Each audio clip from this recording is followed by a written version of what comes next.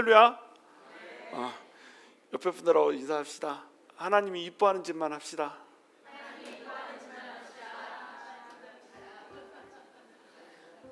자, 다시 한번 인사하실 때 이쁜 짓, 이쁜 짓.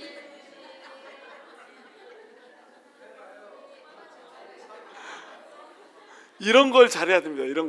이런 걸 잘해야지 전도를 잘할 수 있습니다.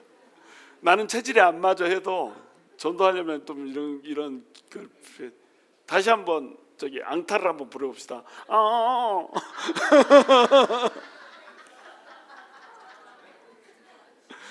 아니 왜 안 하고 웃기만 해요? 나만 하는 거야? 하나님한테 이쁜 짓을 해야 됩니다. 우리 주님한테 주님이 미워하는 짓 하지 말고 주님이 이뻐하는 짓만 해야지 복이 임합니다. 스가랴서 7장에서 베델 사람이 보내가지고 이제 질문을 하잖아요. 우리가 금식을 이제 그만해도 되겠습니까? 사실 이 말은 우리가 그만큼 바벨론에서 금식을 열심히 했고 그래도 우리가 좀 열심히 살았는데 이곳에 와서 이제 성전 완성되고 그랬으니까 성전이 이제 2년 남았잖아요. 성전이 완성되어 가고 그러니까 저만 좀 울리나요? 좀 울리죠?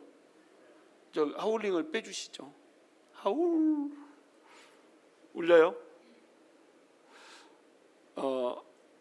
우리가 이제 그만 금식해도 되지 않겠습니까? 성전이 다 지어져 가고 있으니까 이제는 우리가 그만 금식해도 될 정도로 우리가 잘한 것 같습니다. 뭐 이런 의미도 있지만 또 한편으로는 어떤 의미가 있냐면 이제는 금식할 일이 없겠지요? 이런 의미가 있는 거예요. 무슨 얘기인지 이해가 되시나요? 너무너무 마음이 괴롭고 고통스럽고 이래가지고 금식을 하면서 견뎌야 되는 이런 상황인 겁니다. 근데 이제 성전이 거의 완성되고 가고 있어요. 이제 70년 세월이 끝나고 복귀도 했고요. 성전도 완성되어 가고 있고 그러면 이제 성전이 완공되고 나면 2년밖에 안 남았으니까 성전이 완공되고 나면 이제 더 이상 우리는 서러움을 당하지 않아도 되지 않겠어요? 이런 이제 질문을 하는 겁니다. 우리가 애통할 일이 더 이상 이제는 없겠지요? 이런 의도의 질문이 들어있을까요? 안 들어있을까요? 들어있겠죠. 여러분이 만약에 같은 입장이라면 들어있지 않겠어요? 하나님이 대답을 해주시는데 대답을 정확히 해라 말아라 이렇게 대답을 안 해줍니다. 그리고 어떻게 대답한다고요? 너희가 나를 위하여 금식했냐? 이렇게 질문을 한단 말이에요. 나를 위해서 금식을 한 게 아니고 너네가 너네 스스로를 위해서 금식했다 이겁니다. 그러니까 자기 스스로 자기가 상황이 안 좋기 때문에 하나님 앞에 나와서 금식하는 거 이게 다 육의 것이라고 그랬죠. 6대 0으로 만나면 안 된다고 그랬어요. 뭐 대 뭘로 만나야 된다고 그랬죠? 0대 0으로 만나야 된다고 그랬습니다. 축구 경기 생각하면 안 돼요. 0이 0끼리 만나야 되는 거지 하나님은 0이신데 사람이 육적인 것으로 가서 하나님을 만나려고 하면 절대 못 만나는 겁니다. 이들은 자기가 금식해서 밥을 굶고 고생하고 하는 그런 노고들을 하면 그걸로 하나님을 감동시킬 수 있을 거라고 생각했단 말이죠. 근데 하나님은 생각이 다르세요. 어떻게 생각이 다르냐면 너네가 나 위해서 기도한 게 아니고 너네 위해서 기도했지 않냐 이렇게 물어보는 겁니다. 정말로 너희가 나와 통하려면 소통이 되려면 그리고 너희의 애통함이 끊어지려면 내가 기뻐하는 일을 해야지. 근데 내가 기뻐하는 일은 다 버려버렸잖아. 내팽개쳐 버렸잖아. 그러면 하나님이 기뻐하는 일은 뭐였을까요? 하나님이 기뻐하는 일이 뭐였냐면 미시파트와 헤세드와 라함이었습니다. 그러니까 공의로 사람들을 대하고 이웃들에게 나쁜 짓 안 하고 해치지 않고 그 다음에 불쌍한 사람이 있으면 마음껏 도와주고 그 다음에 한 뱃속에서 쌍태로 있다가 나온 사람이 고통을 받는 것처럼 그러니까 내 자신인 것처럼 상대방을 불쌍히 여기고 긍휼히 여겨주고 이것이 하나님이 기뻐하는 거였단 말이에요. 하나님 말고 다른 것을 쳐다보는 순간에 우상을 쳐다보고 또 자기가 사랑하는 그 육신적인 것들을 바라보고 하는 순간에 하나님이 그 안에 존재하지 않기 때문에 사람은 이 체데크와 미시파트와 그 다음에 헤세드와 라함을 실천할 수가 없게 돼버린다는 겁니다. 그런 걸 실천하려면 결국 어떻게 해야 되는 거예요? 하나님을 속에다 둬야 된다는 거예요. 그러니까 우리가 울어야 된다면은 무엇을 위해서 울어야 되냐? 울어야 된다고 한다면 우리는 하나님이 우리 마음속에 없는 것 때문에 울어야 된다는 거예요. 근데 그들은 울긴 울었는데 뭘 위해서 울었냐면 자기들을 위해서 울었다는 겁니다. 네가 나를 위하여 운 것이 아니라 너네 스스로를 위해서 울지 않았냐. 그래가지고 너네가 이 아름다운 땅이 황폐돼 가지고 전부 다 쫓겨나가게 됐는데 그 원인을 너네는 아직도 잘 못 깨닫는 것 같다, 이렇게 얘기를 해주는 거예요. 그 원인이 뭐였어요? 체데크와 미슈파트와 헤세드와 라함을 버려버린 거라니까요. 하나님이 기뻐하는 것을 하지 않은 것 때문에 그들이 아름다운 땅에 그 땅이 황폐되고 그들이 쫓겨나가지고 바벨론으로 가버린 겁니다. 그래가지고 하나님이 이제 첫 번째 대답으로 준 게 그거예요. 그게 7장입니다. 그리고 이제 8장으로 넘어가면 이제 두 번째 대답을 주는데, 두 번째 대답을 제가 어제 그 지난주에 길게 설명했어요. 하나님의 뭘 가지고 설명을 했죠? 지난주 설교 제목이 뭔지 기억나시는 분? 음식? 그냥 대충 찍었는데 찍으면 비슷하기라도 해야 되는데 완전히 근처에도 못 와버렸네. 열심이었잖아요. 열심. 누구의 열심? 그럴 줄 알았어. 하나님의 열심은 주일날 제목이었고 금요일날 제목은 조금 달라서 누구의 열심? 만군의 여호와의 열심이었습니다. 왜 그러냐면 만군의 여호와라고 하는 단어가 8장에서 17번이 나온다고 그랬잖아요. 그리고 특별하게 이제 하나님께서 하나님을 뭐라고 표현하냐면 칸나의 하나님, 엘 칸나라고 자기 자신을 소개해요. 질투하는 하나님이다, 이렇게 소개를 한단 말이에요. 근데 이 질투라고 하는 것이 몇 가지 의미를 가진다고 그랬죠? 두 가지 의미를 갖는단 말이에요. 한 가지는 질투해가지고 분노하시는 그런, 그러니까 이스라엘 백성들이 잘못했을 때 그 백성들에게 질투를 해가지고 분노하시는 그런 하나님, 바람 피운 아내에게 화를 내는 남편으로서의 그 질투, 그런 뜻을 하나 가진다고 그랬죠. 그리고 또 하나는 어떤 뜻을 가진다고 그랬어요? 질투할 만큼의 뜨거운 사랑, 이것이 같이 붙어 있다고 그랬죠. 칸나라고 하는 단어가 사랑한다는 겁니다. 뜨겁게 사랑하는 건데 너무 사랑하다 보니까 질투를 하는 거예요. 1장에서 질투하는 하나님이라고 하는 말이 한번 나왔잖아요. 근데 1장에서 질투하는 하나님이 나왔을 때는 이게 어떤 의미로 썼냐면, 너네가 나를 버리고 바람을 피웠기 때문에 내가 질투를 해가지고 너네를 흩어버렸어, 이런 의미로 이제 썼다면, 8장에서는 어떤 의미로 쓴다고요? 너네를 내가 너무 뜨겁게 사랑해서 너네를 고통스럽게 만든 사람들에게 내가 분노를 한다는 의미로 쓰인 겁니다. 그러니까 너희를 내가 너무너무 사랑해서 너희를 위하여 질투해가지고 분노를 하는 하나님, 그러니까 원수 갚아줄게, 이런 얘기를 하는 거예요. 그래서 두 번째 대답은 뭐예요? 두 번째 대답은 사랑한다 라는 거였습니다. 그것도 어떻게 사랑한다? 뜨겁게 사랑한다. 그러니까 그 백성들이 이제 하나님한테 질문하는 거잖아요. 하나님, 우리가 금식을 더 할까요? 금식 멈춰도 되지 않을까요? 이게 뭐라고요? 이제 우리가 애통하는 일이 이제 없지 않을까요?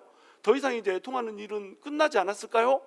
성전도 거의 완공이 됐고 우리가 열심히 이렇게 성전도 지었는데 성전만 지어지고 나면 사실은 우리가 애통하는 일은 더 이상 없겠죠? 이렇게 이제 하나님 앞에 나온 겁니다. 그러니까 하나님이 첫 번째 대답으로 뭐라고 대답했다고요? 나를 위해서 온 것이 아니다. 너네가 너네 스스로를 위해서, 금식할 때도 너네 스스로를 위해서 했고 먹을 때도 너네 스스로를 위해서 했다. 너희의 자기중심성, 그것이 문제였다. 그 자기중심성을 버리고 나 중심, 하나님을 생각하고 하나님이 기뻐하는 일을 해라. 이것이 첫 번째 대답이었다면, 두 번째 대답은 뭐라고요? 두 번째 대답은 내가 너네를 뜨겁게 사랑한다. 이것이 두 번째 대답이었습니다. 그래가지고 뜨겁게 사랑하니까 어떻게 해주면 되겠어요? 이제 애통하는 일이 없게 해주면 되겠잖아요. 너네가 이제 애통하면서 기도 그만해도 되지 않을까요? 라고 질문했는데, 기도를 그만하고 뭐 기도를 더하고 이게 중요한 게 아니라 내가 아예 애통할 만한 일을 없애줘 버릴게, 이렇게 대답한 거예요. 그러면서 만군의 하나님이 어떤 하나님이라고요? 질투하는 하나님이니까요. 만군의 하나님이 엘카나입니다. 만군의 하나님을 히브리어로 뭐라고 한다고요? 여호와 차바오트. 여호와 차바오트는 무슨 뜻이에요? 모든 것을 통치하시는 권능의 하나님이라는 뜻입니다. 하나님이 한번 결정해 버리면 그 어떠한 존재도 대적을 할 수 있다 없다? 대적을 할 수 없다. 그 권능의 하나님이 야 내가 회복시켜줄게 딱 이렇게 하면 회복이 돼야 안 돼요? 회복이 된다는 거예요. 그런데 그 하나님이 또 동시에 어떤 하나님이라고요? 엘칸나의 하나님이니까요. 여호와 체바옷, 엘칸나 이 두 단어를 여러분 외워야 됩니다. 우리 하나님은 여호와 체바옷의 하나님이시고 또 어떤 하나님이라고요? 엘칸나의 하나님. 모든 것을 할 수 있어가지고 하나님이 결정하면은 모두가 충성하고 따라야 되는 그런 하나님이면서 동시에 어떤 하나님이 그 어마어마한 능력을 가지고 어떻게 한다? 우리를 뜨겁게 사랑하시는 하나님이 되는 거예요. 그러니까 능력도 있고 사랑도 있고 그런 분이 말씀을 해주는 거예요. 뭐라고 말씀하냐면 너네 노인들이 전부 다 지팡이를 들고 거리를 돌아다닐 것이다 이렇게 설명을 하는 겁니다. 그리고 너네 아이들이 길거리에서 막 뛰어놀면서 이렇게 살 것이다. 자, 그 전에 전쟁이 있을 때는 그렇게 할 수 있었어요? 없었어요? 전쟁이 있을 때는 노인들이 지팡이를 들고 갈 수가 없었습니다. 왜냐하면 전쟁이 일어났다 그러면 제일 먼저 죽는 게 누구겠어요? 노인들이 제일 먼저. 여자? 노약자가 제일 먼저 죽습니다. 전쟁이 나가지고 활 날라오는데 음에 활 날라오네 하다가 맞아서 죽어버려. 그리고 애들은 어때요? 애들은 철이 없어. 그러니까 막 활 날라다니는데 거기서 하고 달려다니다가 우리 하민이 막 이러고 달려다니다. 왜 이러고 달려다니는지 모르겠는데 이러고 달리다가 맞아 죽어버리고 이런다니까요. 그래서 전쟁이 일어나면 노인들, 아이들 이런 애들이 먼저 표적이 돼버립니다. 그리고 또 젊은 사람들 전쟁터에 나가서 죽어버리죠. 그럼 애를 낳아요 못 낳아요? 애를 못 낳아. 애가 씨가 말랐네. 노인들도 씨가 말랐네. 전쟁이 일어나가지고 노인이 될 사람이 없어.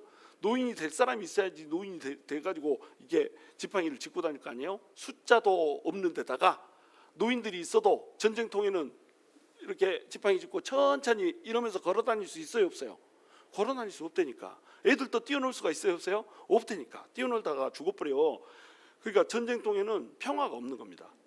이렇게 평화도 없고 사람 수도 없고 이런 세상이 이 회복되기 전의 세상이란 말이에요. 그런데 우리의 만군의 여호와, 능력이 이 우주 모든 것을 창조하실 만한 능력이 되시고 그것을 운행하실 만한 능력이 되시는 여호와 체바오트께서 우리를 너무너무 엘칸나 그냥 뜨겁게 질투할 만큼 분노할 만큼 사랑하시는 그 사랑으로 회복을 시켜주겠다는 거예요. 그렇게 해서 회복을 시켜주면 사람들이 어떻게 하겠어요? 어떻게 해서 이런 일이 일어났지? 와, 또 너무너무 기이하다야. 6절 한번 6절 떴어요? 내 눈에는 안 보여. 다 안 보여요 지금? 6절에 뭐라고 나오냐면 이 일이 너무 기이해가지고 어떻게 이런 기이한 일이 일어날지, 어떻게 이런 일이 일어날 수가 있지? 이렇게 생각한다는 겁니다. 그런데 사람들한테나 기이하지 하나님한테는 기이하겠어요 안 하겠어요? 하나님한테는 기이할 수가 없다는 겁니다. 먼저 능력 면에서 기이하지가 않습니다. 능력이라고 하는 측면에서 하나님이 노인들이 아무도 없어. 그래서 이제 느헤미야가 예루살렘 성벽을 딱 수축을 해놓고 나서 그 예루살렘에다가 사람을 들여다 놓고 이렇게 살게 하려고 하는데 예루살렘에 살 만한 사람이 있어요 없어요? 없습니다. 많지가 않아. 그래가지고 예루살렘에 기업이 없는 사람들도 예루살렘으로 막 들어오게 해가지고 억지로 예루살렘에 집어넣어서 살게 했다니까요. 이런 상황이에요. 돌아온 사람이 별로 많지가 않아. 포로 귀환한 사람이 별로 많지가 않아요. 근데 예루살렘에 막 노인들이 차고 넘치고 애들이 막 길거리에서 뛰어다니고 이런 일들이 가능하겠어요? 아무리 생각해도 불가능한 거예요. 온 숫자도 부족하고 예루살렘 완전히 폐망해가지고 사람도 없고 또 애를 낳을 젊은이도 없고 늙은이도 없고 애들도 없고 그냥 사람 자체가 씨가 말랐다. 그런데 여기에 어떻게 예루살렘이 꽉꽉 차가지고 노인들이 평화롭게 거닐면서 평화와 번영이 오는 시대가 오겠냐. 그건 진짜 상상도 할 수 없는 일이다. 기대도 못하는 일이다.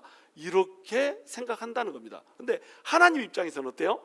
하나님 입장에서는 능력 면에서 이렇게 할 수 있어요 없어요? 하나님이 하겠다고 하면 하는 겁니다. 능력이 있으니까. 근데 하나님이 또 어떤 하나님이라는 거요? 그렇게 이스라엘을 회복시켜 줄 만큼 이스라엘을 사랑한다 안 한다? 너무너무 사랑한다는 겁니다. 여러분이 바벨론 포로로 잡혀간 것 같은 그런 상황이 있다고 한다면 이 말씀을 받으십시오. 이 성경을 제가 설명하면서 스가랴서는 특별히 이제 과거의 시점에서 미래를 막 또 이렇게 환상 가운데 보면서 이렇게 펼쳐지는 책이지 않습니까? 이 설명을 그냥 이게 무슨 뜻이야 하고 지나가는 건 의미가 없어요. 이것이 내 말씀으로 붙들어져야 되는 겁니다. 그렇죠? 이 말씀을 오늘 여러분 말씀으로 붙드세요. 바벨론 포로로 잡혀가는 이 상황이 우리들도 언제든지 이렇게 포로로 잡혀가는 것과 똑같은 상황이 있을 수 있단 말이죠. 그것이 연단이 되었건 간에 징계가 되었건 간에 상관없이 우리가 그런 상황이 있을 수 있다는 겁니다. 근데 그런 상황이 되면 이제 우리는 절망 속에 빠지거든요. 야, 이거는 인간적으로 절대 회복이 불가능하다. 야, 도대체 이것은 도무지 다시 이전으로 돌아갈 수 없을 뿐만 아니라 이전보다 더 좋아진다는 것은 꿈도 꿀 수 없다. 야, 이렇게 생각한다는 겁니다. 근데 우리 하나님이 어떤 하나님이라고요? 여호와 체바오트다. 그리고 우리 하나님이 어떤 하나님이다? 엘 칸나다.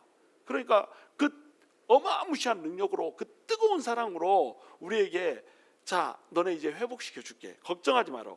내가 회복시켜 주면 사람들은 기이하다고 하겠지만 내한테는 이게 기이한 것이 아니야. 어찌 내 눈에야 어찌 기이하겠느냐. 만군의 여호와의 말이니라. 이렇게 얘기한단 말이에요. 자, 그 다음에 7절 뜨나요? 뜨면 7절 한번 같이 읽겠습니다. 시작.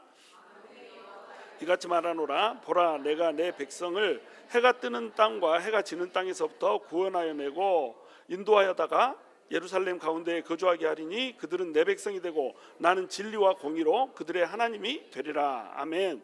우리 하나님께서 서쪽에서부터 동쪽 모든 상황에서 사람들을 모아다가 예루살렘에다 갖다 놓겠다는 겁니다. 이것은 완벽한 회복을 얘기하는 거죠. 자, 그러면은 동쪽에서 오고 서쪽에서 오고, 그러면 동쪽에서 오고 서쪽에서만 온다는 뜻일까요? 아니면은 여기 방방 곳곳에서 다 온다는 것을 이렇게 표현한 걸까요?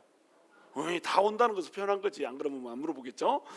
근데 이 바벨론 포로에서 잡혀오는 잡혀갔다가 돌아오는 포로 귀환, 이것의 회복에 대한 이야기일 뿐만 아니라 이게 삼중 예언이라고 여러분 보시면 됩니다. 바벨론 포로에서는 이미 갔다 돌아왔고요. 근데 바벨론 포로에서 돌아올 때는 어느 쪽에서 왔어요?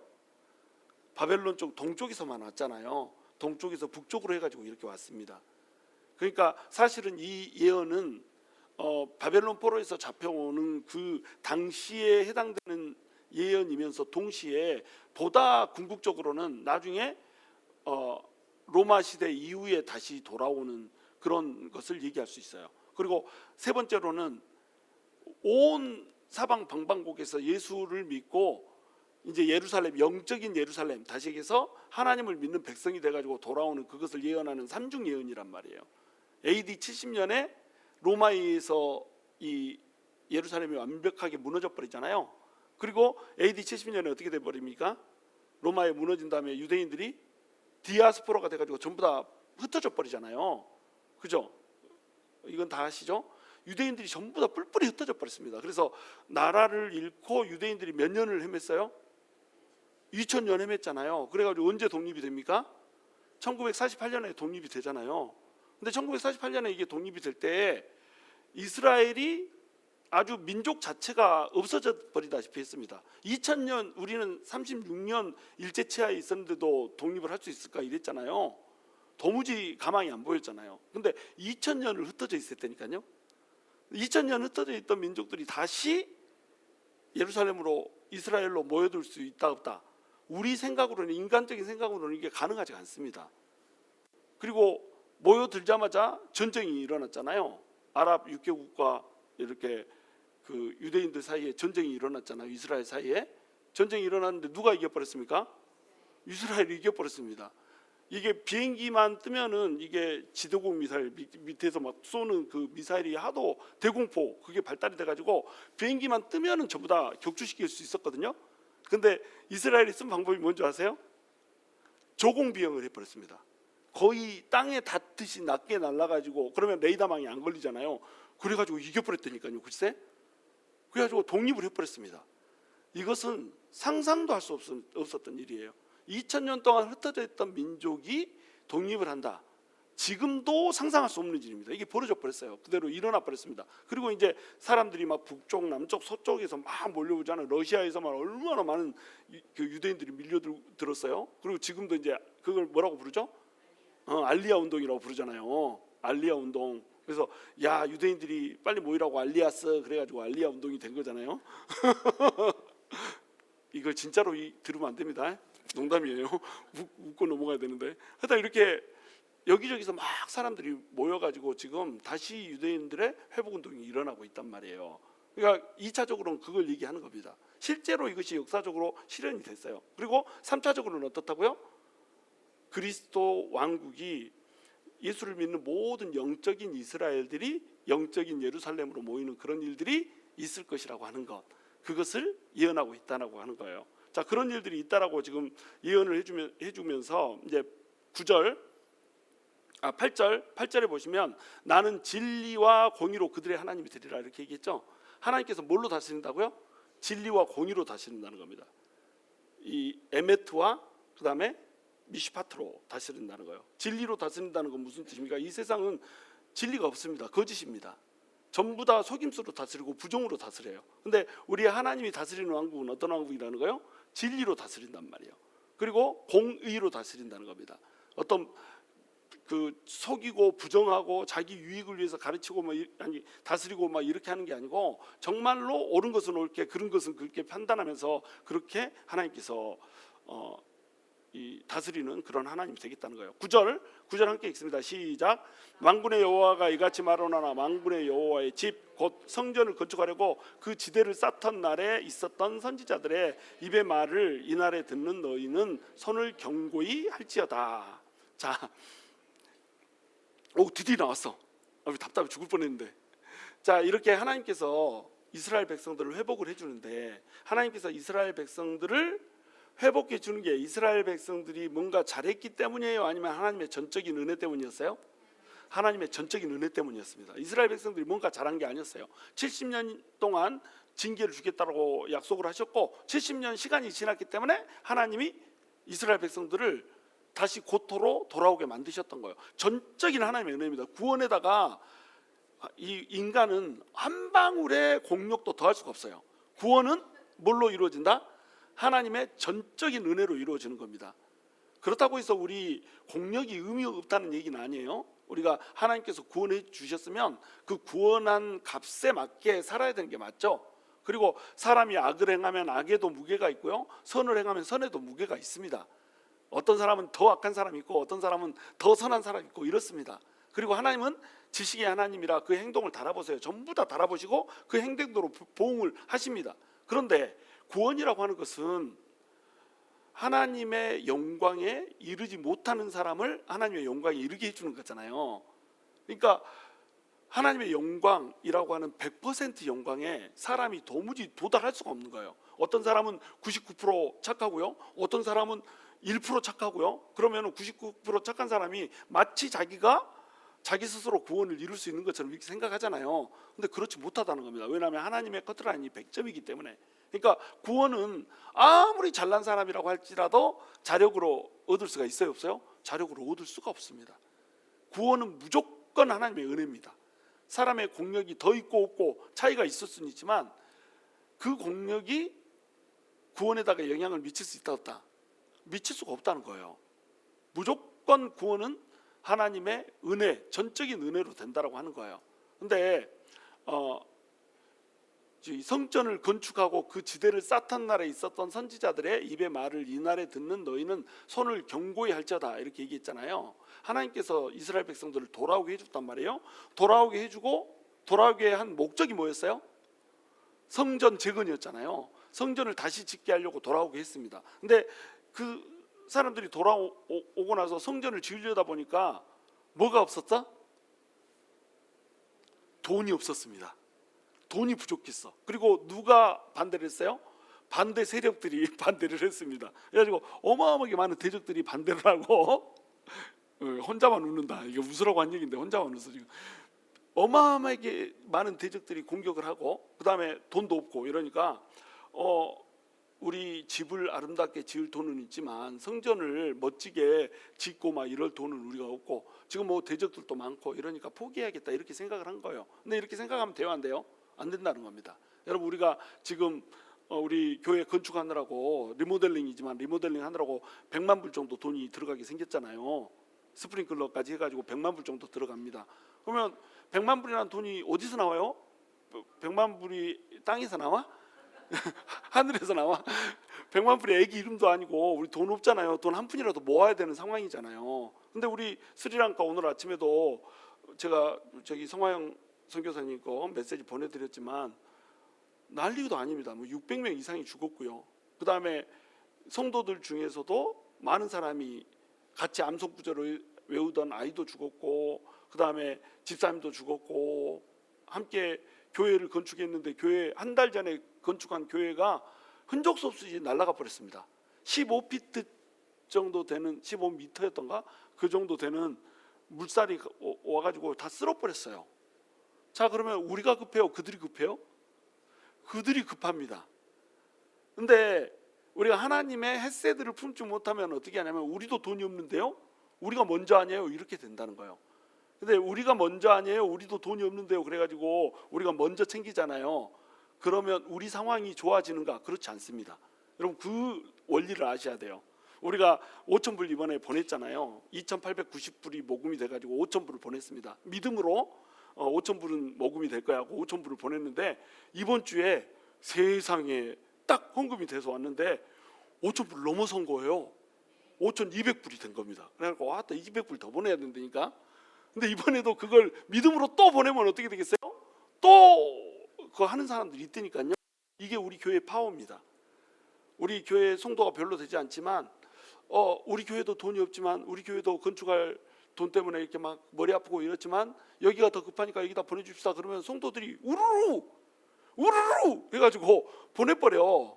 이것이 하나님의 일이란 말이에요. 이것이 하나님의 이쁜 짓이란 말이에요. 그러면 하나님 이쁜 짓 우리가 이러고 있다라고 하는 겁니다.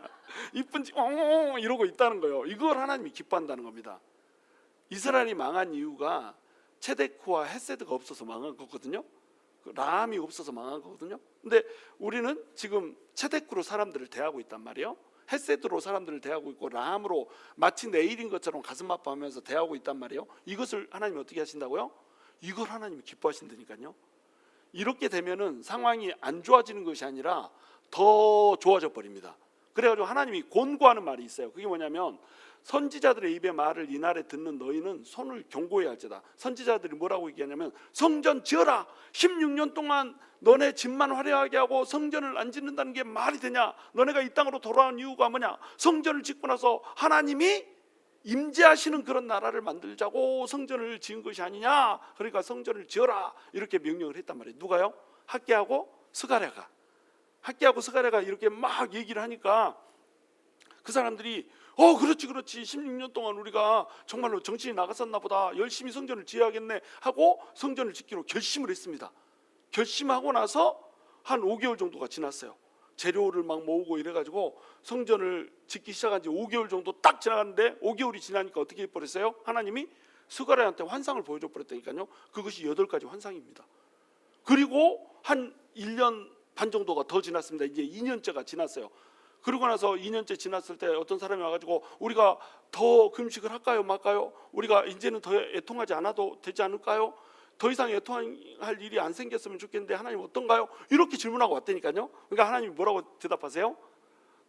야, 너네 내가 회복시켜 줄 거야. 이렇게 대답을 했다는 겁니다.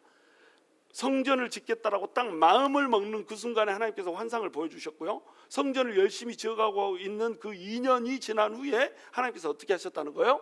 하나님께서 야, 내가 너네 회복시켜 줄 거야. 내가 시온으로 돌아왔고 있잖아. 그리고 다시 떠나지 않고 너네 안에 머물러 버릴 거야. 이게 6절까지 넘어갔지만, 우리 하나님이 시온으로 돌아온다고 그러잖아요. 내가 시온에 돌아온다는 과거로 되어 있습니다. 근데 내가 이곳에 예루살렘에 거주하겠다는 것은 미래형으로 되어 있습니다. 그러니까 진행형으로 되어 있습니다. 무슨 말이에요? 내가 이미 돌아와서 너네 가운데 임재하고 있고, 그 다음에 이 임재는 너네한테서 떠나지 않을 거야. 이렇게 얘기를 했다니까요. 왜요? 이쁜 짓을 했거든. 구원은 사람의 공력이 아닙니다. 그런데 이 구원을 유지하는 건 뭐예요? 그러니까 구원을 누리는 건 뭐예요? 사람의 공력이라니까요. 성화도 하나님의 공력으로 하는 겁니다. 그런데 사람이 성화되고 성화되지 않고 이런 것을 사람이 어떻게 해야 된다고요? 두렵고 떨림으로 이루어 가야 된다니까요. 구원은 하나님이 전적인 은혜로 주시지만 하나님이 전적으로 주신 그 구원의 은혜를 사람이 어떻게 해야 된다고요? 두렵고 떨림으로 완성을 시켜야 된다니까요. 그것이 구원의 속성입니다. 그러니까 하나님께서 구원을 해주시고 하나님께서 회복을 시켜주시면 우리 인간은 어떻게 해야 되냐면 하나님이 기뻐하시는 일을 해야 된단 말이에요. 이것이 성전 건축이었습니다. 이때 당시에 성전 건축이 왜 이렇게 중요했냐? 이때 당시에는 우리 인간의 죄가 씻겨지지 않았잖아요. 그러니까 하나님께서 임재를 할 수가 없었어요. 하나님께서 우리 이 사람 속 가운데 내주할 수가 없었습니다. 왜? 죄가 씻겨져 나가지 않았어. 짐승의 피로 제사를 지내는 시대인데 성전이 없으니까 짐승의 피로 제사도 못 지내잖아요. 우리 죄 어떻게 할 거예요? 죄가 있는 인간에게 하나님이 임재하기가 힘들었던 겁니다. 그러니까 성전을 짓고 이 성소에 내가 임재를 할 거야. 성소에 임재하면 너희 가운데 임재하는 이 하나님 여호와를 너네가 맛볼 수 있어. 그렇게 여호와가 너네 중심이 있어야 너네는 평화를 누리고 번영을 누릴 수 있는 거야. 이렇게 설명을 해준 겁니다. 근데 우리는 어때요? 우리는 예수님이 죄를 씻어버렸습니다. 우리의 죄를 예수님이 영단번의 제사로 씻어버렸어. 그러니까 우리한테는 죄가 있어요, 없어요? 죄가 1도 없어. 아니, 물론 죄가 많지. 지은 죄들을 지금 나 혼자 생각하라고 해도 지금 하루 종일 막 생각할 수 있어. 내가 지은 죄들을. 근데 죄들을 예수님이 어떻게 해버렸다고요? 십자가의 피로 씻어버렸다니까요.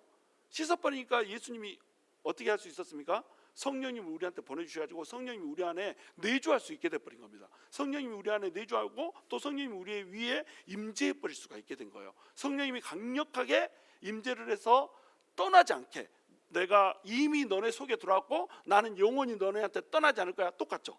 내가 시온에 이미 돌아왔고 예루살렘에서 거주할 거야. 절대 떠나지 않을 거야 라고 얘기한 이 하나님의 메시지하고, 지금 너네 가운데 내가 성령으로 내주해가지고 이 성령이 절대 너네를 떠나지 않을 거야. 고아처럼 절대 내버려두지 않을 거야 라고 얘기하는 부분이 비슷해요, 안 비슷해요? 되게 비슷하죠. 근데 예루살렘에서는 성령님이 어떻게 했습니까? 떠났습니다. 나는 거주할 거야 이렇게 해놓고 나서 나중에 떠나버렸어요. 왜요? 백성들이 또 이쁜 짓을 안 해버렸거든. 떠나버렸어.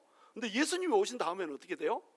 예수님이 오신 다음에는 죄를 씻어버렸기 때문에 영단번의 과거, 현재, 미래, 영혼육의 죄를 다 씻어버렸기 때문에 안 떠나고 우리 가운데 내주하고 있단 말이에요. 그것이 우리가 누리고 있는 구약시대와는 비교도 될 수 없는 은혜입니다. 그래서 구약시대의 성령님은 어떤 성령님이라고요? 간헐적인 성령님이고, 그 다음에 왔다가 그냥 가는 바람처럼 동행하는 성령님이란 말이에요. 근데 이 신약시대의 성령님은 어떤 성령님이라고요? 내주하는 성령님이고 보편적인 성령님이란 말이에요. 예수를 믿기만 하면 그 안에 성령님을 보내주셔서 성령 충만하게 이렇게 만들어준단 말이에요. 자, 그러면 이런 어마어마한 은혜를 받았으면 우리는 어떻게 해야 됩니까? 손을 견고하게 해야 되는 겁니다. 너네 손을 견고하게 해가지고, 자, 이제 성전 건축 2년 남았다. 2년 동안 방해하는 세력이 있을 거야. 대적들이 있을 거야. 어떻게 해야 되겠냐? 손을 견고히 해라. 마음을 굳게 먹고 열심히 하나님 사업에 뛰어들어서 하나님의 일을 이루어라, 이렇게 얘기하고 있는 겁니다. 우리한테도 똑같은 얘기를 하고 있어요. 너네 손을 견고히 해라. 그래가지고 성전을 지어라. 성전은 이제 어떤 성전이에요? 교회 성전 얘기하는 거 아니에요. 우리 예배당 얘기하는 게 아니에요. 누가 성전입니까? 내가 성전인 거예요. 이 성전에 정말로 하나님이 임재하시고 내주하신 성령님이 정말로 내 안에서 활발하게 움직이면서 나를 변화시키고 나를 주동해 갈 수 있도록 그렇게 성전을 지으라는 거예요. 손을 견고히 해가지고. 자, 그 다음 요거 이제 이걸로 해도 되죠? 자, 10절. 이거 안 먹어요. 안 먹어. 10절 함께 읽습니다. 시작. 이날 전에는 사람도 싹스를 얻지 못하였고 짐승도 싹스를 받지 못하였으며 사람이 원수로 말미암아 평안히 출입하지 못하였으나 내가 모든 사람을 풀어 서로 치게 하였느니라. 만군의 여호와의 말씀이니라. 이제는 내가 이 남은 백성을 대하기를 옛날과 같이 아니할 것인즉 곧 평강의 씨앗을 얻을 것이라. 포도나무가 열매를 맺으며 땅이 산물을 내며 하늘은 이슬을 내리리니 내가 이 남은 백성으로 이 모든 것을 누리게 하리라. 이렇게 얘기를 해주십니다. 자, 이날 전에는 다시 얘기해서 하나님께서 돌아오셔가지고 회복시켜 주기 전에는 어땠어요? 사람들이 일을 해도 싹쓸 받지를 못했습니다. 짐승도 소들도 막 일을 했으면 소 여물을 먹여가면서 일을 해야 되지 않겠어요? 먹일 여물이 없네. 학계가 얘기하잖아요. 너네가 왜 하나님의 성전을 짓는 일에 이렇게 게으르냐? 너네 집만 편벽하게 세우느라고 하나님의 성전을 짓는 일을 너네가 멈췄도다. 그러니까 너네가 씨를 뿌려도 이 싹이 나오지 않고, 싹이 나와서 열매가 맺혀야 되는데 열매 조금 맺히고, 열매 맺힌 것마저도 누가 뺏어가 버리고, 이렇게 돼가지고 너네 입으려고 해도 입을 옷도 없고, 술을 마시려고 해도 마실 술이 없어서 포도주 한 잔 가지고 10명이서 나눠 마시고, 요렇게 너네가 살고 있지 않냐, 이렇게 말한 겁니다. 실제로 이랬어요. 이스라엘 백성들이 돌아와가지고 성전을 짓겠다는데 뭐가 없었다고요? 돈이 없었다니까. 돈이 없으니까 성전 짓는 거 뒤로 미루자, 집이나 먼저 짓자, 이렇게 했던 겁니다. 그렇다고 해서 상황이 좋아졌어요? 상황이 안 좋아졌다니까요. 하나님의 일에 열심을 보이지 않는 것 때문에, 하나님을 진짜로 사랑하지 않는 것 때문에, 하나님을 그 마음속에 두지 않은 것 때문에 어떻게 됐다고요? 오히려 계속 이 삶이 말려 들어갔단 말이에요. 그래가지고 이전에는 아예 일을 해도 싹쓸 받을 수가 없었습니다. 소도 일을 하는데, 일을 했으면 소, 양, 나귀 이런 것들이 먹으면서 일을 해야 되지 않겠어요? 쫄쫄 굶어가면서 일을 시킨 거예요. 짐승들한테도 이렇게 만들었습니다. 그리고 원수들이 와가지고 평안히 출입하지 못하게 하고, 모든 사람들을 풀어가지고 서로 치게 만들어가지고 서로 싸움이 있고 분쟁이 있고, 노인들이 막 편하게 다닐 수도 없고 아이들이 다닐 수도 없는 이런 나라가 돼가지고 지금 있다니까요. 그런데 하나님이 딱 회복을 시켜주는 순간에는 이제 어떻다고요? 이제 보면은 만군의 여호와의 말씀이라 11절에 이제는 이렇게 돼 있죠. 이제는 이 말이 뭐예요? before, after가 명확하다는 겁니다. 하나님의 회복이 있는 시점과 하나님의 회복이 없는 시점, 이것이 명확하다는 거예요. 완벽하게 달라진다는 겁니다. 이제는 옛날과 같지 않을 거란 말이에요. 완전히 새 나라가 될 거란 말이에요. 그래서 평강의 씨앗을 얻을 것이라. 평강의 씨앗이란 건 뭐예요? 평강의 열매보다 더 좋은 게 평강의 씨앗입니다. 왜요? 평강의 열매는 딱 하나 주면은 평강 씹어 먹고 끝. 근데 씨앗을 주면 어떻게 돼요?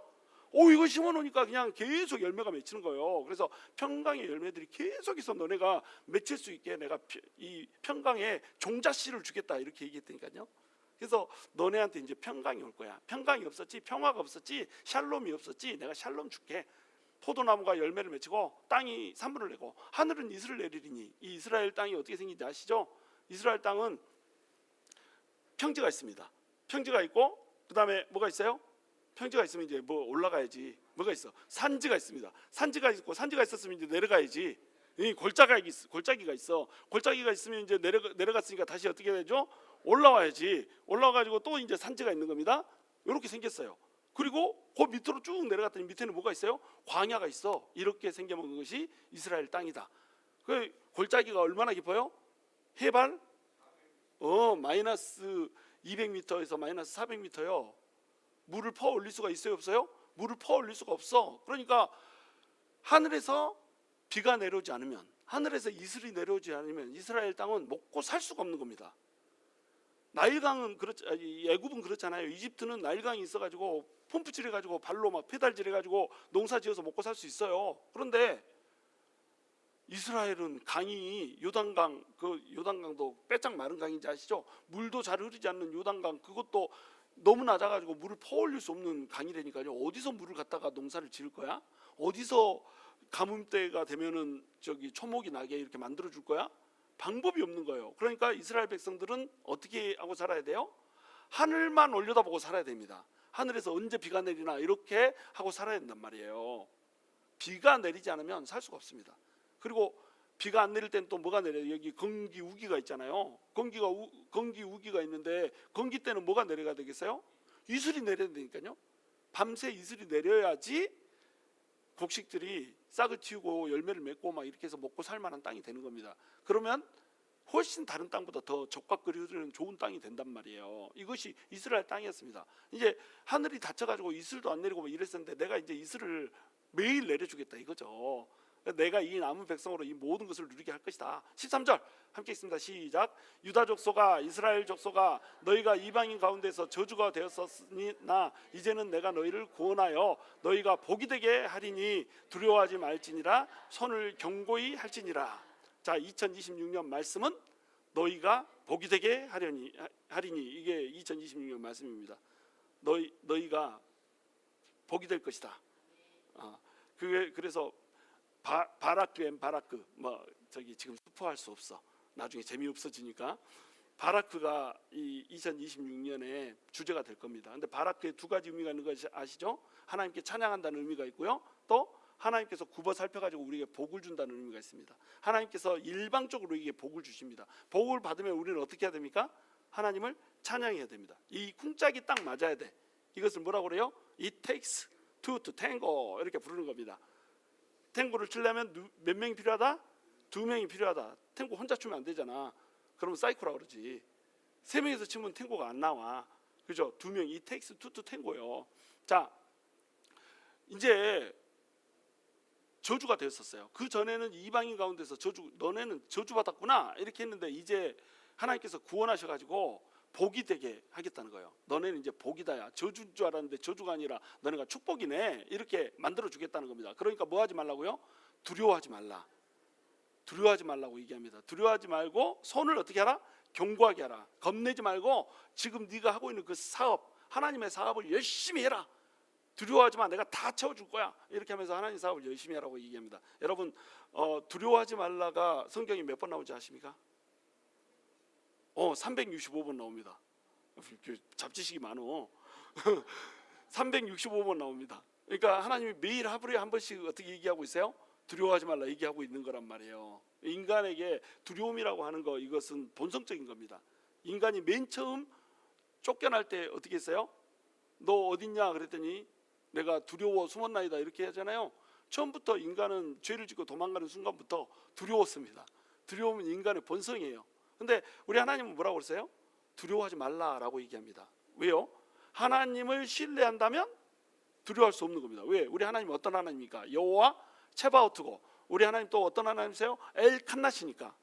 엘칸낫이면서 여호와 체바오트이시기 때문에 만군의 여호와이시면서 뜨겁게 우리를 사랑하시는 분이기 때문에 온 힘이 있고 온 사랑이 있는 그분이시기 때문에 온 사랑과 열정과 그 능력으로 우리를 보호하고 지켜주시는 분이기 때문에 그것을 우리가 믿는다라고 한다면 우리가 두려워할 필요가 있어요? 없어요? 두려워할 필요가 없다는 거예요. 그러니까 100만 불 준다고 해도 두려워하지 않잖아. 요즘에 내가 1000불이 돈 같지가 않다니까. 누가 1000불을 나한테 저기 뭐 어디서 뭐 이렇게 들어온다 뭐 이렇게 하는 거예요. 또 누가 1000불이 내 또 나간다 막 이렇게 하는 거예요. 1000불 그까이 거 뭐 내가 이러고 있다니까. 지는 100불도 없으면서 참 돈이 돈 같지가 않아. 근데 100만 불이 나간다고 해도 두려움이 있어요 없어요? 있어? 없어. 왜요? 우리 하나님이 여호와 체바오트고 엘칸나다. 우리 아버지가 능력의 아버지고 사랑의 아버지다. 하나님이 벌려놓으셨으니까 하나님이 주워 담으신다. 우리는 그저 하나님의 하신 일을 목도하기만 하면 된다. 자, 이제 2절만 하고 끝냅니다. 15분이야 벌써. 자, 14절 함께 있습니다. 시작. 만군의 여호와가 이같이 말하노라. 너희 조상들이 나를 경노하게 하였을 때에 내가 그들에게 재앙을 내리기로 뜻하고 뉘우치지 아니하였으나 이제 내가 다시 예루살렘과 유다 족속에게 은혜를 베풀기로 뜻하였나니 너희는 두려워하지 말라. 자, 이스라엘 백성들이 어떻게 했어요? 잘못했습니다. 그래가지고 하나님이 경노를 해버렸어요. 그래가지고 내가 이것들을 아주 재앙을 내리고 절대 내가 뉘우치지 않았다. 재앙을 내렸으면 이스라엘 백성들 하나님의 자식들이 이제 고통을 받는 거잖아요. 그러니까 아이고 내 새끼가 고통받는다 하고 뉘우칠 만도 하잖아요. 근데 하나님이 하도 경노를 심하게 해가지고 뉘우치지를 않을 정도로 이렇게 경노를 하셨습니다. 그래서 이 조상들을 우리가 본받으면 돼요, 안 돼요? 조상들을 본받으면 안 되죠. 너네는 너네 조상들을 본받지 말아라. 이 조상들이 어떻게 했습니까? 하나님을 떠나가지고 폐역하게 했습니다. 근데 나는 이 말씀을 들을 때마다 내가 이런 조상이 되면 어떻게 하지라고 하는 두려움이 있어요. 내가 이제 목회를 끝내고 내 후임이 들어왔는데 성도들이 이제 후임 목사님한테 조언을 해주는 겁니다. 저기 곽경일 목사처럼만 하지 마세요. 그러면 절반은 성공할 거예요. 이렇게 얘기한다고 생각해 보세요. 나 있을 때는 나한테 잘한다고 이제 얘기하겠지.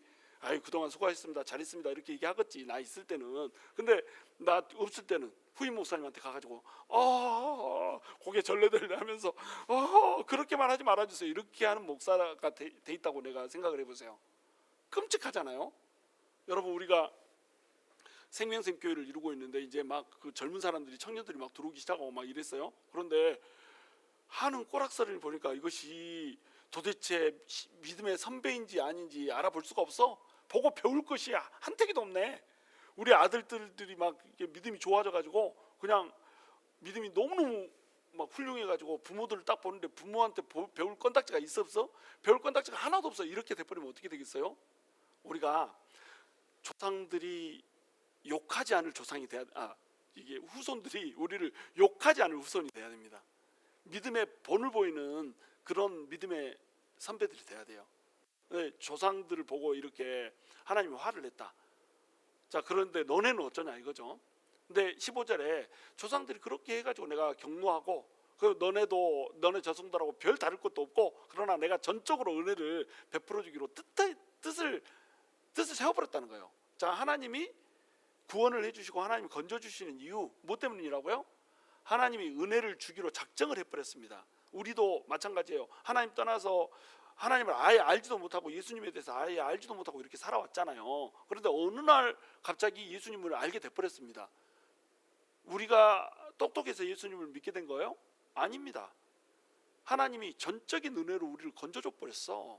우리를 만나줘 버렸어. 찾아와 버렸어. 그래가지고 하나님께서 베풀어 주신 그 전적인 은혜 때문에 하나님이 은혜를 주기로 알고 작정을 해버렸기 때문에 우리가 그 은혜 안으로 들어올 수 있게 된 겁니다. 그 은혜를 우리한테 주겠다는 거예요. 너네한테 은혜 줄게. 야 은혜 줄게. 그러니까 어떻게 하지 말아라? 두려워하지 말아라. 오늘 이 말씀 받으십시오. 하나님이 여러분에게 두 가지 주시기 원합니다. 여러분이 뭘 잘해서가 아니에요. 누구니까 여러분이? 하나님 새끼니까. 그리고 하나님이 어떤 분이시니까? 여호와 체바오트시고 엘 칸나시니까 하나님이 그냥 그 열심을 발휘해가지고 그 능력으로 여러분에게 두 가지를 줄 거예요. 한 가지는 뭡니까? 복을 줄 겁니다. 여러분 스스로가 복이 되게 할 겁니다. 그래서 여러분이 걷는 곳이 복이 차발차발 넘치는 곳이 될 겁니다. 별로 믿어지지 않나 봐. 두 번째는 뭘 주겠다고요? 은혜를 줄 겁니다. 이 은혜는 값없이 주는 공짜로 부어주시는 하나님의 선물 같은 겁니다. 그래가지고 이 은혜 때문에 뭐가 오냐면 진리가 오고요, 평화가 오고요, 번영이 옵니다. 하나님의 진리가 막 넘치고요. 그 다음에 뭐가 넘친다고요? 진리 때문에 오는 평화가 넘치고요. 평화가 오고 나면 뭐가 오겠어요? 당연히 번영이 온다는 거예요. 그것을 하나님께서 부어주시기로 뜻을 세워버렸습니다. 뭔가를 잘했기 때문이 아니에요. 뭔가를 잘했기 때문이 아니고 하나님께서 그렇게 뜻을 세워버렸어. 그러면 우리는 그 뜻을 받았으니까 이제 어떻게 하면 되겠어요? 이제 그 밑에는 안 읽을 거예요. 시간이 너무 많이 갔어. 내가 시간을 많이 잡아먹은 건 아니야. 앞에서 준비하느라고 시간이 많이 잡아먹어서 내 욕하지 말아요. 나는 그래도 평소보다 빨리 끝내는 거예요. 자 이렇게 하나님께서 복을 주시고 은혜를 그냥 하나님께서 엘칸나 그 다음에 그 능력으로 우리에게 부어주시면 우리는 어떻게 해야 되겠냐는 거예요. 우리는 그것을 이제 16절 17절로 말씀을 하고 있는 겁니다. 어떤 짓을 해라? 하나님한테 이쁜 짓을 해라. 그 다음에 하나님이 미워하는 짓을 하지 말아라. 너무 쉽죠? 하나님이 이뻐할 만한 짓 여러분이 알아요? 몰라요? 설교할 필요가 없습니다. 내가 설교할 필요도 없이 하나님이 이것은 하나님이 이뻐하겠다. 여러분이 알죠? 이거 가지고 여러분한테 설교하라면 여러분 설교할 수 있어요? 없어요? 할 수 있잖아. 할 수 있습니다. 은혜가 될지 안 될지는 모르지만 할 수는 있어. 그죠? 여러분 머릿속에 든 것이 많습니다. 그 이쁜 짓을 하시는 겁니다. 자, 하나님이 미워하는 것이 뭔지 여러분 알아요? 몰라요? 안 되니까요. 여러분 다 알아요. 지금 몇십 년 동안 설교 들어왔잖아요. 실천이 안 돼서 그렇지 하나님이 미워하는 거 하나님이 이뻐하시는 거 다 압니다. 자, 내가 은혜 줄 테니까, 내가 복 줄 테니까, 내가 두 가지 넘치게 너희한테 줄 테니까 너네는 다만 어떻게 살아라. 내가 이뻐하는 짓 하고 살아라. 내가 미워하는 짓 하지 말고 살아라. 이렇게 하는 겁니다. 내가 미워하는 짓을 하고 살면 어떻게 하겠다? 다시 복 달아난다. 내가 이뻐하는 짓 안 하고 살면 어떻게 된다? 다시 은혜 달아난다. 이렇게 하는 겁니다. 공력이 들어가요, 안 들어가요? 공력이 들어갑니다. 공력이 들어가요. 근데 다른 사람들은 아무리 공력을 쌓아도 복과 은혜를 받을 수 있어요, 없어요? 예수 믿지 않는 사람들은 복과 은혜를 받을 수 있다, 없다? 없다. 공력을 쌓아도 못 받아요. 우리도 공력을 쌓아도 복과 은혜를 받을 수 있어요, 없어요? 못 받습니다. 은혜는 하나님이 전적으로 줍니다. 은혜를 주겠다고 작정해야 주는 거예요. 그런데 은혜를 차버릴 일을 해버리면 어떻게 된다는 거예요? 하나님 주셨던 은혜도 다시 걷어가 버린다는 거예요. 우리가 은혜를 조작할 수 없습니다. 우리가 복도 조작할 수 없어요. 복은 누구한테서만 와요? 복의 근원 강림하사 하나님한테만 옵니다. 은혜는 누구한테만 와요? 하나님한테만 옵니다. 그러면 우리가 복과 은혜를 누리면서 살려면 어떻게 해야 된다? 하나님의 마음을 충족시켜야 된다는 거예요. 기쁘게 해드려야 된다는 겁니다. 그래야지 우리한테 무작정 그냥 조건 없이 부어준 그 은혜와 복이 유지가 된다는 거예요. 물론 그렇게 안 해도 하나님이 저주하시고 징계하셨다가 하나님 새끼니까 다시 어느 순간이 되면 은혜 주고 그럴 겁니다. 그러려면 시간이 얼마나 걸려요? 70년 걸려. 여러분 지금 이제 말 더럽게 안 듣고 우상 숭배하고 사랑하다가 70년 동안 바벨론 포로로 잡혀갔다 돌아오면 이제 죽어야 돼야. 뭔 말인지 알겠죠? 이스라엘 백성들 70년 포로로 잡혀갔다가 다니엘 그렇게 믿음 좋았는데 70년 포로로 잡혀갔다가 못 돌아오고 거기서 죽었잖아요. 그죠? 그렇게 되면 안 된다는 거예요. 그렇게 되면 안 됩니다. 은혜와 복이 임했을 때 그 은혜와 복을 어떻게 한다? 킵해야 된다. 킵해야 되는 건 그것을 뭘로 한다? 공력으로 하는 겁니다. 이쁜 짓, 미운 짓 안 하는 거, 이것으로 은혜와 복을 킵하는 거예요. 여러분, 우리가 정말로 하나님께서 은혜를 전적으로 보여주시고 복을 전적으로 보여주셨을 때 우리 하나님 기뻐하신 일 합시다. 스리랑카 돕는 일하고 우리도 없지만 나눠주는 일하고 또 성도들끼리 서로 욕하고 막 미워하고 정죄하고 이렇게 하는 게 아니고 어떻게 했는지 서로 격려하고 칭찬하고 이런 일 해주고 또 뒷담화만 안 하는 것이 아니라 앞담화도 안 해야 돼. 앞에서 앞담화가 더 나쁜 거 알죠? 뒷담화, 응? 앞담화가 더 나빠. 보는 데서 막 이게 막 팩트 폭격 날리고 막 이렇게 해가지고 상처 팍팍 주고 이렇게 해놓고 나는 거짓말은 못해 이렇게 하고 그렇게 살면은요 복이 달아난다. 은혜도 달아난다. 이거 제 얘기가 아닙니다. 뭐 미신 같죠? 진짜로 성경에서 그렇게 얘기하고 스가랴에서 그렇게 얘기하고 있잖아요. 민수기에서 그렇게 얘기하고 있잖아요. 로마서에서 그렇게 얘기하고 있잖아요. 여러분 정말로 하나님께서 기뻐하시고 좋아하시는 일을 하셔가지고 하나님의 복을 받는 그런 은혜가 있기를 주님의 이름으로 축원합니다.